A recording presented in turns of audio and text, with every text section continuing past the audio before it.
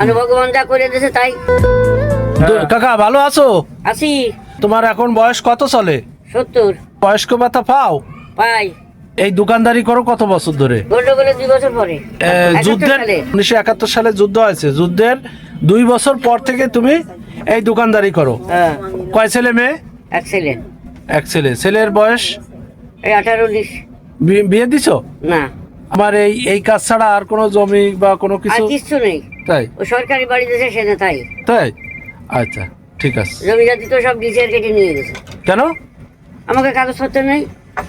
আমরা যে দালানে থাকতাম তখন হলে তো ঠাউর আইনে তুই আমাকে তারা ইন্ডিয়া চলে গেছে। বলে তোরা থাক, যে বছর থাকতে পারিস। 40 বছর রয়েছে, পরে যে ডিসিআর কাটিস। তুমি কি একবার বরাবরই এই মুদি দোকান দাও? আগামাতা। তাই?